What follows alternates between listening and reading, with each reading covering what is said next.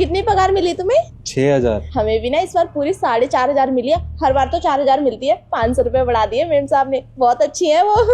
इस बार ना हम ना वो दुकान वाला बड़ा किचकिच करता है, उसका भी सारा कर्जा दे देंगे और एक सिलेंडर ले आएंगे। चूल्हे पे खाना बनाने में ना बहुत खांसी आती है हमें। मैं सोच ही रहा था कि तुम चूल्हे पे खाना बनाती हो ना तो काली भी हो जाती हो, इसलिए गैस चूल्हा लेकर आएंगे। हाँ ठीक है। बेटे तूने बहुत कर लिया घपलेबाजी, ये थाने बताता हूँ।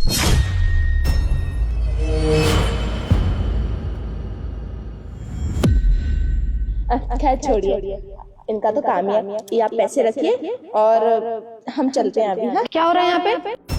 नमस्ते मैम साहब। कुछ नहीं, हम पगार गिन रहे थे। पगार मिली आज हमें। ये जो पगार मिली है, क्या यही पगार मिलती है तुम लोगों को? हाँ मेम साहब, हमें तो वैसे 4,000 ही मिलती थी। जब हमने मेम साहब को बोला ना तो उन्होंने हमारी पगार 4,500 कर दी। बहुत अच्छी है मेम साहब तो। हमें पहले 5 मिलती थी, अब पूरी 6,000 रुपए मिली है, 1,000 रुपए ज्यादा। कितने टाइम से इस पगार पे काम कर रहे हो तुम लोग? 5 महीने हो गए। 5 महीने से इसी पगार पे काम कर रहे हो? हाँ। ओके, तुम्हारी मैम साहब का ऑफिस कहाँ है?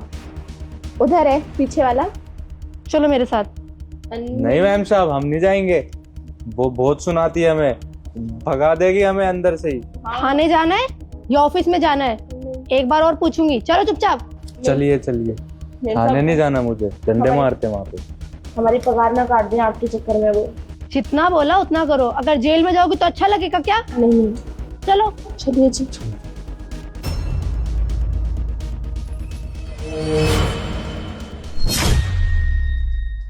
क्या चल रहा है?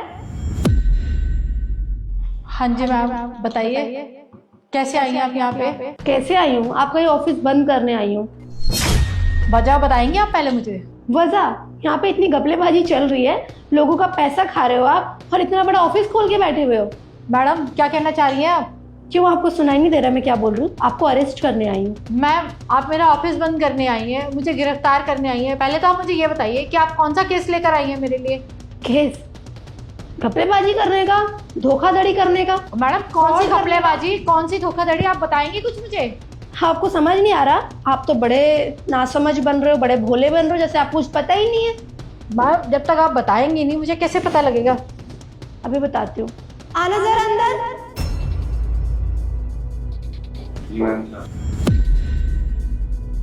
ये दोनों कौन है, जानते हो इनको? हाँ ये मेरे एम्प्लॉई हैं। तो आप अपने एम्प्लॉयज को कितनी सैलरी देती हैं? मैम इससे आपको क्या लेना देना, मैं उनको कितनी सैलरी देती हूँ या कितनी नहीं देती हूँ? लेना देना है तभी पूछ रही हूँ ना, कितनी सैलरी देती हैं आपको ये मैम? भाई 4,500 हमें, 6,000 हमारे पति को। एक को आप 4,500 और आप एक को 6,000 दे रही हैं। ये किस तरीके से सैलरी दे रही है, मुझे समझ नहीं आ रहा। मैम ये मेरे ऑफिस का रूल है, नए लोग आए हैं तो मैं कैसे सैलरी नहीं दूंगी कम? एक हफ्ता हुआ होगा नए लोगों को, मतलब क्योंकि ट्रायल पीरियड तो 1 हफ्ते का ही होता है या 15 दिन का। हद से हद मैडम देखिए, ये फालतू की इधर उधर की बातें करने से अच्छा है आप पहले मुझे ये बताइए कि आप कहना क्या चाहती हैं, क्लियर करिए मेरी चीज को। कहना ये चाहती हूँ, आपको समझ में नहीं आ रहा? इंडिया का लॉ है ना, किसी को भी 18,000 से कम में सैलरी नहीं दे सकते हो। आप कैसे 6,000 और 4,000 में काम करवा रही हैं? मैडम क्या अभी आपको अपनी सफाई में कुछ कहना है?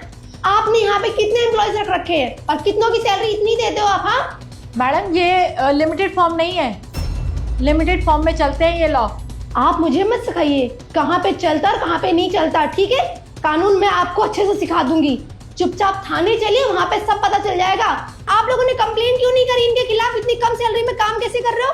मैम साहब हमने शिकायत करी थी, बड़ी मालकिन ने हमारी तनख्वाह भी ले ली थी और धक्के मार के बाहर निकाल दिया था। अब पेट पालने के लिए तो मैम साहब काम करना पड़ेगा ना। उसके बाद हम डर गए थे, फिर हमने इनकी कभी शिकायत नहीं करी। और मेरे साहब हम तो इतने पढ़े लिखे भी नहीं है, हमें नहीं पता क्या करना होता है क्या नहीं करना होता है। जैसा मेरे साहब ने बोला हमने कर लिया और ज्यादा हमने जोर जबरदस्ती की नहीं, क्योंकि मेरे साहब हमें काम से निकाल देती है और तो ऐसा कर देती है, हमें कहीं और काम भी नहीं मिलता, घर चलाना बड़ा मुश्किल हो जाता है ना। अगर कोई एजुकेटेड नहीं है तो उसका इतना फायदा उठाओगे आप? उसको अगर पता नहीं है, हाँ पेपर वर्क में तो आपने सारी चीजें फॉर्मेलिटी से अच्छे से कर रखी होंगी, अपने सीए को अच्छे से सिखा रखा होगा, कैसे कैसे सेटिंग बैठा रखी होगी। आपके सारे कच्चे चिट्ठे बाहर निकालूंगी मैं। समझ आ गई? बहुत हो गया, आपने बहुत परेशान कर लिया लोगों को। अगर मैं आज देखती नहीं तो मुझे कभी पता ही नहीं चलता कि इस कंपनी में, मेरे एरिया में ये सब हो रहा है।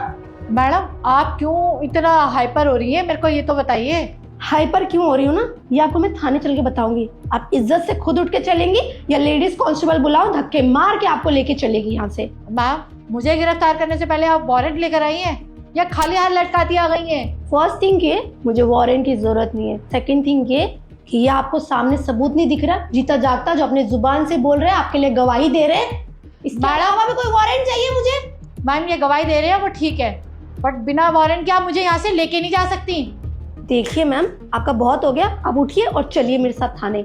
आपकी ये सारी वारंट, वकील, जो करना है अपने दम से एड़ी चोटी का जोर लगा लेना। चलिए, बहुत हो गया आपका, उठिए। कोई बात नहीं मैडम, चलिए मैं भी देखती हूँ क्या करती हैं आप मेरे साथ।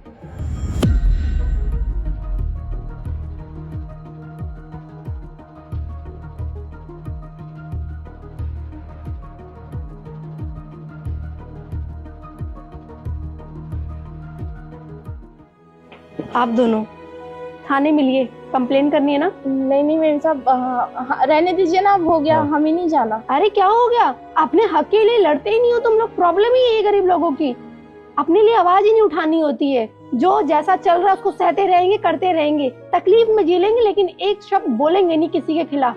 कुछ नहीं हो रहा, आगे कंप्लेंट दर्ज करिए। ठीक है मैम साहब।